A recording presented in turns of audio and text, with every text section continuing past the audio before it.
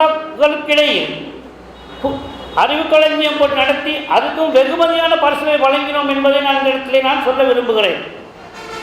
அதே போன்று இந்த ஜிசிஓ லெவல் முடிந்த பிறகு 3 மாதங்கள் அவர்களை சும்மா இருக்க விடாமல் அவர்களுக்கு ஏதாவது செய்ய வேண்டும், இல்லாவிட்டால் வேறு வேறு வழிக்கு சென்று விடுவார்கள் என்ற நிலைப்பாட்டில் அவர்களுக்கு நாங்கள் 3 மாத ஆங்கில பயிற்சி வகுப்புகள் நடத்தினோம். அவர்களை அழைத்து, அதாவது பரீட்சை பெறுபேர்கள் வரும் வரையில் அவர்களை அழைத்து 3 மாத ஆங்கில பயிற்சி வகுப்புகள் நடத்தினோம். அது மட்டுமின்றி தரபியா வகுப்புகள் நடத்தினோம், மார்க்க கல்வி வகுப்பு போட்டினோம். இந்த 3 மாத இடைவெளியில் அந்த நிகழ்ச்சி அல்ஹம்துலில்லாஹ் நாங்கள் வெற்றி கண்டோம். அதே போல் இந்த மன்றத்தின் சார்பாக பல சீடிக்கள் நாங்கள் வெளியிட்டோம், தொழுகை சம்பந்தமான சீடிக்கள் வெளியிட்டோம். ரமலான் மாதத்திலே ஒரு பரீட்சை ஒன்றை வைத்து அது வயது எல்லை பார்க்காமல் எந்த வயதானாலும் பரவாயில்லை அவர் கலந்து கொள்ளலாம். நாங்கள் பார்க்க வயது முதிர்ந்தவர்கள் வந்து பரீட்சை எழுதினார்கள். ரமலான் காலத்திலே அது எப்படியான போட்டி என்று சொன்னால் குர்ஆன் சம்பந்தப்பட்ட மட்டும்தான் ஆராய்ச்சி பண்ணி அந்த குர்ஆனில் வரக்கூடிய கேள்விகளை தான் கொடுத்தோம். வேறு கேள்வி கொடுக்கவில்லை, பொதுவான கேள்வி கொடுக்கவில்லை. குர்ஆனில் வரக்கூடிய அத்தனை கேள்விகளையும் நாம் கொடுத்தோம். அல்ஹம்துலில்லாஹ் நிறைய பேர் குர்ஆனை திறந்து ஓதக்கூடியவர்களாக, குர்ஆனை விளங்கக்கூடியவர்களாக, குர்ஆனின் பக்கம் வரக்கூடியவர்கள் இருந்தார்கள். அல்ஹம்துலில்லாஹ் அதை வெற்றி கண்டோம். அதே போன்று இந்த மன்றத்தின் புதிய செயற்திட்டமாக நாங்கள் பார்த்த இன்னொரு அவசரமாக செய்ய வேண்டும், அதாவது ஜனாசாவை குளிப்பாட்டல். சிலருக்கு பயம், ஜனாசா என்று கேள்விப்பட்டால் சிலருக்கு பயம், அதை குளிப்பாட்டுனாலும் இன்னொரு பயம். சிலருக்கு தெரியாது, எப்படி குளிப்பாட்டுன்னு தெரியாது. நான் இவை அனைத்தையும் கவனத்தில் கொண்டு, அது மட்டுமல்ல சிலர் இதை வைத்துக்கொண்டு என்ன செய்கிறார்கள் என்று சொன்னால் பணம் பறிக்கும் முதலைகளாக இருக்கிறார்கள். மையத்தொன்று வீட்டிலே நடந்திருக்கிறது, அவர்கள் கவலையோடு இருக்கிறார்கள். அடுத்து என்ன செய்வதென்று தெரியாமல் தவித்துக் கொண்டிருக்கும் அவர்களிடத்திலே பேரம் பேசுகிறார்கள். இவ்வளவு தாருங்கள், இவ்வளவு தாருங்கள், 5000 7000 என்று கேட்கிறார்கள். இப்படிப்பட்டவைகளை நாங்கள் அனைத்தையும் கவனத்தில் கொண்டு, இன்னும் ஒன்று, மையத்தை குளிப்பாடு குடும்பத்தில் தான் இருக்க வேண்டும், குடும்ப அங்கத்தவர்கள் குளிப்பாட்ட வேண்டும். இதுதான் உண்மை. எங்களுக்கு தெரியும், நானும் 38 40 வருடங்களாக சமூக சேவையில் ஈடுபட்டிருக்கிறேன், எல்லா இடத்திலும் ஈடுபட்டிருக்கிறேன்.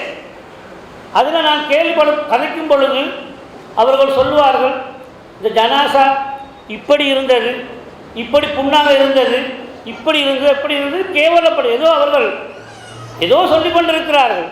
தன்னுடைய தகப்படி குறைகள் சொல்லுவாரா? இல்லை, இன்னொரு மையத்துக்காக வேண்டி சொல்லுவார், மையத்தில் இப்படி இருந்துச்சு, அப்படி இருந்துச்சு, குளிப்பாட போகணும். ஏன் இந்த கேவலமான பேச்சுகள் நாங்கள் கேட்க வேண்டும்? எனவே நாங்கள் ஒரு முடிவு செய்தோம், இதை நாங்கள் மக்களுக்கு கட்டாயம் இதை வழங்கப்படுத்த வேண்டும். குளிப்பாட்டுவது இலகுவான வேலை, கஷ்டப்படுவதற்கு கொண்டு தேவையில்லை நினைத்து இப்படியான சீடியை நாங்கள் அடித்து மக்களுக்கு நாங்கள் கொடுப்பதற்காக ஒரு எண்ணத்தை கை கொண்டோம். அல்ஹம்துலில்லாஹ் அது இப்பொழுது மாஷா வடிவிலே வந்துவிட்டது. அடுத்து உங்கள் கையிலே வர இருக்கிறது. நீங்கள் கொஞ்சம் கவனமாக நினைத்துக் கொள்ளுங்கள். உங்கள் குடும்பத்தில் ஏதாவது மையத்து விழுந்தால் நீங்கள் தான் குளிப்பாட்ட வேண்டும். என்னுடைய தந்தையை குளிப்பாட்டும் பொழுது தான் என்னுடைய வாப்பாவை குளிப்பாட போது அழகாக நான் குளிப்பாட்டேன், அழகாக குளிப்பாட்டேன். என்னுடைய வாப்பா திருக்குறள் குளிப்பாட்டுவதாக இருந்தால் சிந்தித்து பாருங்கள். எனவே அல்ஹம்துலில்லாஹ் இது ஒரு நல்ல ஒரு சந்தர்ப்பம் உங்களுக்கு கிடைத்திருக்கிறது. இன்ஷா அல்லாஹ் இன்னும் திட்டங்கள் நாங்கள் நிறைய வைத்திருக்கிறோம். அதைப்படி கழித்து கொண்டு ஸ்கூல்களுக்கு நாங்கள் ஹெல்ப் பண்ணணும், பிள்ளைகளுக்கு உடுதுணி கொடுக்க வேண்டும், சப்பாத்து கொடுக்க வேண்டும், நிறைய விஷயங்கள் நான் நினைத்து கொண்டு இருக்கிறோம். இன்ஷா அல்லாஹ் அதையும் நாங்கள் செய்ய இருக்கிறோம். இன்ஷா அல்லாஹ் நேரம் போகாத முடித்துக் கொள்கிறேன். இந்த சீடியை கொண்டு போய்த்து நீங்கள் அப்படின்னு போட்டுறாமல் 4 முறை பாருங்கள், மற்றவங்களுக்கு கொடுத்து பாருங்கள், பேசுங்க. அல்ஹம்துலில்லாஹ் நீங்களும் உங்கள் குடும்பத்தில் யாராவது அப்படி ஒரு நிகழ்ச்சி நடந்தால் நீங்கள் குளிப்பாடக்கூடியவர்களாக இருக்க வேண்டும் கேட்டுக்கொண்டு விடைபெறுகிறேன். அஸ்ஸலாமு அலைக்கும் வரஹ்மத்துல்லாஹி வபரகாத்துஹு. வரவேற்புரையை உங்களுக்கு நிகழ்த்தியவர் வினைத்திறன்மிக்க முஸ்லிம் அன்பத்தின் தலைவர் கௌரவ அல்காரி MHM ஹிலரி அவர்கள், நீங்கள் எல்லோரும் ஆவலோடு எதிர்பார்த்திருக்கும் அந்த நிகழ்ச்சி, ஜனாசாவுடைய நிகழ்ச்சி இப்போது நடைபெற உள்ளது. அதற்கு முன்னால் ஒரு சின்ன உரையை உங்களுக்கு தரலாம் என்று நினைக்கின்றேன். அந்த வகையிலே இன்று முஸ்லிம்களிடத்திலே எல்லாமே இருக்கின்றது, இல்லாதது ஒன்றுதான் ஒற்றுமை. எங்களுடைய முஸ்லிம்கள் ஒற்றுமையாக வாழ்ந்தால் உண்மையிலேயே அவர்களுடைய பலத்தை எவராலும் பிரிக்க முடியாது. எனவே காலத்துக்கு தேவைக்கேற்ப இம்பார்ட்டன்ஸ் ஆஃப் யூனிட்டி இன் இஸ்லாம், இஸ்லாத்திலே ஒற்றுமையின் முக்கியத்துவம் எனும் தலைப்பிலே ஆங்கிலத்திலே உரையாற்றுவதற்காக வேண்டி அதிகமான உரைகளை இந்த மேடையிலே, இப்படியான மேடைகளிலே நிகழ்த்திய மாணவன் இல்ஹாம் இஸ்மத் அவர்களை அன்போடு அழைக்கின்றேன். இந்த உரைக்கு பின்னால் நீங்கள் எல்லோரும் ஆவலோடு எதிர்பார்த்திருக்கும் அந்த ஜனாசாவுடைய அந்த குளிப்பாட்டல் கஃனிடல் நிகழ்ச்சி நடைபெறும் என்பதையும் இந்த நேரத்திலே உங்களுக்கு கூறிக்கொள்ள விரும்புகின்றேன். பிஸ்மில்லாஹிர் ரஹ்மானிர் ரஹீம். இன்னல் ஹம்துலில்லாஹ் நஹ்மதுஹு வ நஸ்தஈனுஹு வ நஸ்தக்ஃபிருஹு வ நு'மினு பில்லாஹி மின் ஷுரூரி அன்ஃபுஸினா வ மின் ஸய்யிஆத்தி அஅமாலினா மன் யஹ்திஹில்லாஹு ஃபலா முضில்ல லஹு வ மன் யுضلل ஃபலா ஹாதிய லஹு வ அஷ்ஹது அன் லா இலாஹ இல்லல்லாஹு வஹ்தஹு லா ஷரீக லஹு வ அஷ்ஹது அன்ன முஹம்மதன் அப்துஹு வ ரசூலுஹு. அம்மா பஅத். Respected ulamas, the special guests, the President and the Secretary of Productive Muslim Foundation, dear parents, and my dear brothers and sisters present here. Let me greet you all with the Islamic greeting. Assalamu alaikum wa rahmatullahi wa barakatuhu. At the very beginning, what is unity? The word unity is derived from the word unit, which means one. So thereby, when people get together as one, as Jama, it is unity. We all know that unity is strength. Similarly, we all need unity. We Muslims need unity. When there is unity among the whole Muslim community, there is peace and harmony. And a very question is very often asked by everyone, that what has happened to the Muslim Ummah? Today, we are large in number, but why are we so weak? And I have seen so many countries attacking our fellow Muslim brothers. Why? And we find in history that our Sahabas were so powerful that they even ruled from the east to the west, from Rome to Persia. And we find those in historical books like Al-Kamil by Ibn Ayyub. But today, why have we gone like this, all trembling and killing us? Allah subhanahu wa ta'ala has given the clear answer to that question in chapter 3, Surah Al-Imran, verse number 103. وَاعْتَصِمُوا بِحَبْلِ اللَّهِ جَمِيعًا وَلَا تَفَرَّقُوا. Hold to the rope of Allah strongly and be not divided. In this verse, Allah is saying us to hold to His rope, the Quran and the Hadiths of Prophet Muhammad sallallahu alaihi wasallam, and He is saying us, be not divided. As I said before, this verse has the clear answer to today's problem. Allah wants us to be united, be not divided. Thus, unity is essential in order to get Allah's blessings. But nowadays, we see Muslims separated from one another. What did our Habib sallallahu alaihi wasallam say? Believers are like the parts of a building, one supporting the other. It is reported in Sahih al-Bukhari. If one part of a building is about to break, I am sure the whole building would break. This is what really happening now. We Muslims have no unity. We do not support each other. Thus, we fall. Am I incorrect? And in the next verse, Allah says in chapter 3, Surah Al-Imran, verse 104, let there arise out of you a band of people that invite people towards good and forbid people from doing the wrong. These are the ones that shall attain felicity. In this verse, Allah is saying, let there arise out of you a band of people, a group of people. And these group of people will invite other people to do the good. And that people would forbid other people from doing the wrong. And these are the ones that shall be felicitated or enjoying a higher place in Jannah. In this verse, Allah is speaking about full-time guys. This is Fardul Kifaya. These guys are doing Fardul Kifaya. They are working for Allah in order to build unity among us. And further, Allah says in Surah Al-Asr, verse number 2, that man is in loss. Innal insana lafi khusr. Man is in loss. For any human being to attain Jannah, there should be minimum 4 repentance. Illa alladhina amanu. Except, number 1, that person must have Iman. وَعَمِلُوا الصَّالِحَاتِ. Number 2, he should have performed righteous deeds. وَتَوَاصَوْا بِالْحَقِّ. Number 3, that person should have invite other people to truth. That means dawah. وَتَوَاصَوْا بِالصَّبْرِ. And the number 4, Allah is saying, that person should have invite other people to peace and harmony. That means unity. So in any circumstance, any one of these 4 is missing, according to Surah Al-Asr, that person will not enter Jannah easily. So make sure that you invite people to truth, dawah, peace or harmony, in order that, peace or harmony, that is unity, in order that you may attain Jannah.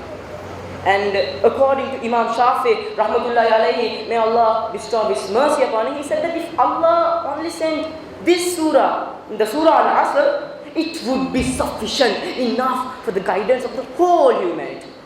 So it is a farl ayn, that each and every person should be at least a part-time da'i. And the next verse, chapter 3, Surah Al-Imran, verse 105, Allah says, and for those who make divisions in the religion and disputes among themselves, these are the ones that shall attain the torments of hellfire. In this verse, Allah is speaking with those who divide into sects. Allah is saying for them that Allah has ordained for them a severe punishment in the hellfire. Allah wants us to follow His deen perfectly. The same deen of Adam alayhi salam till the deen of Prophet Muhammad sallallahu alayhi wasallam. Just for a short information, do you all know why Allah has made obligatory the congregational prayers? The prayers in the masjid, in Jamaat, and for it Allah has given 27 times more reward than praying at home alone. And even Sallallahu Alaihi Wasallam said that He wanted to burn the houses of the people who pray at home.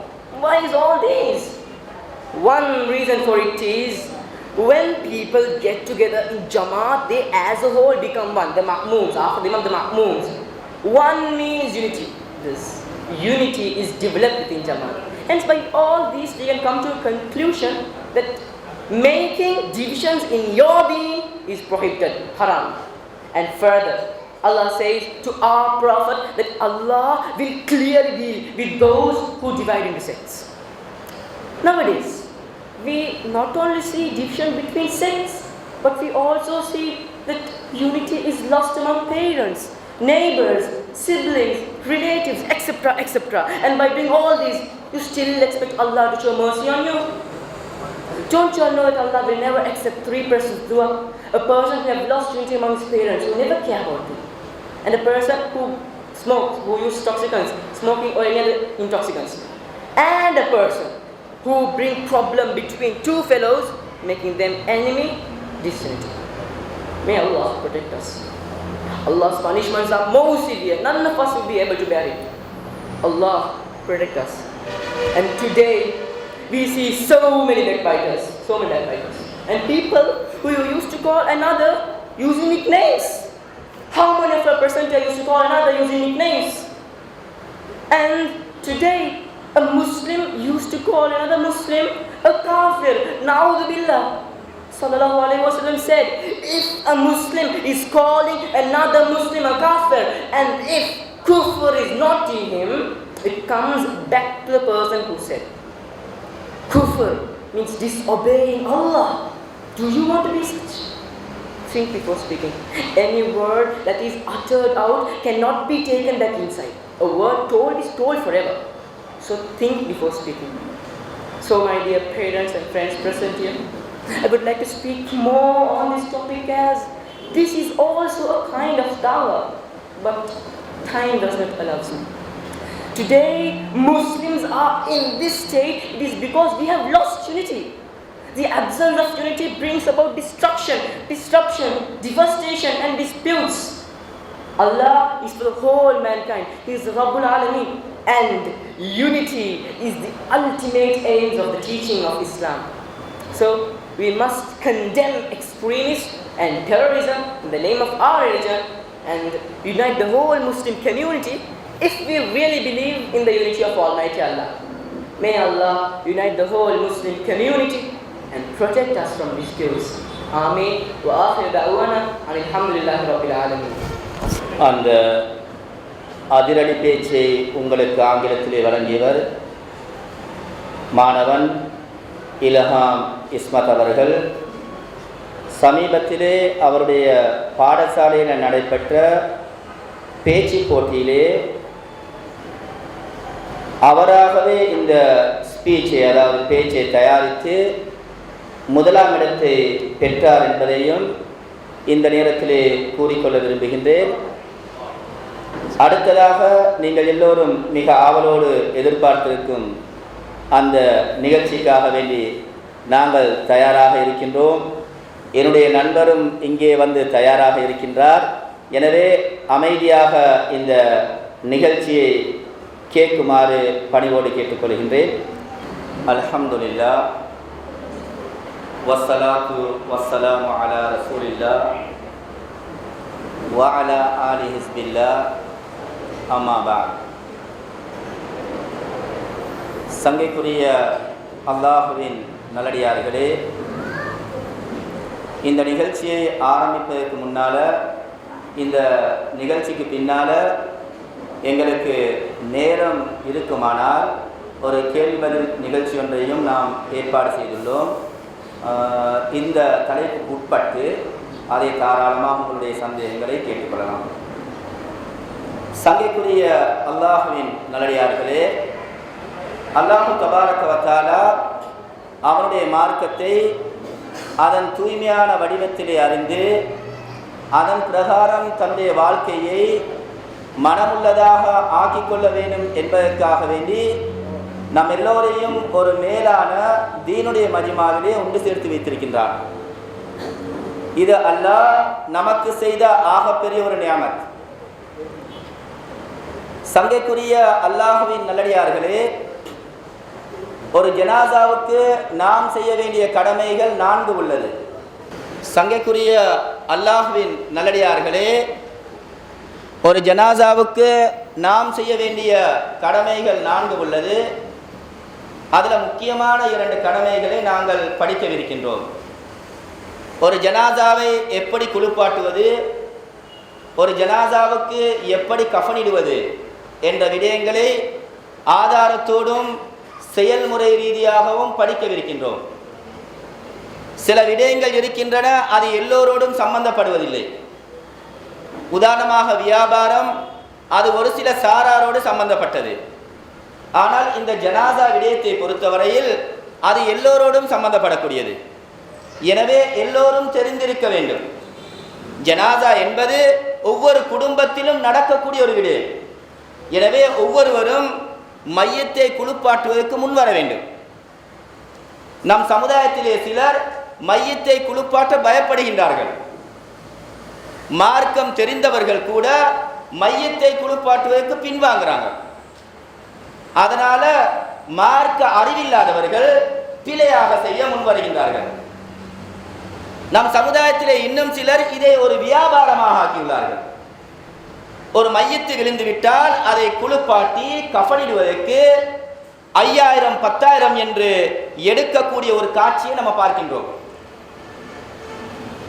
சங்கைக்குரிய அல்லாஹ்வின் நல்லடியார்களே, இதை படிக்கக்கூடிய நீங்கள் தயவு செய்து இதை ஒரு வியாபாரமாக ஆக்கிக்கொள்ள வேண்டாம். மாறாக சமூக சேவையாக, இதன் மூலம் என்னுடைய மறுமை வாழ்க்கை நல்ல முறையிலே அமைய வேண்டும் என்ற ஒரு நல்ல ஒரு நோக்கத்தை மனதிலே பதித்துக் கொள்ளுங்கள்.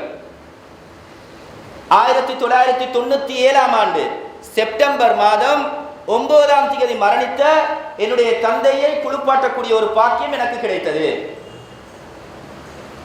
பிறகு 2004ஆம் ஆண்டு குளிப்பாட்டல், கஃனிடல் போன்ற விடயங்களை கற்றுக்கொள்வதற்காக வேண்டி அனுபவமுள்ள ஒரு ஆளுமிடத்திலே இதற்காக வகுப்பு சென்று நான் கற்க ஆரம்பித்தேன். கற்றதன் பின்னால் முதல் தடவையாக நான் வசிக்கக்கூடிய தோட்டத்திலேயே 2004ஆம் ஆண்டு பிப்ரவரி மாதம் 7ஆம் தேதி மரணித்த அந்த ஹாஷிம் நானா அவர்களை குளிப்பாட்டி கஃனிட்டேன்.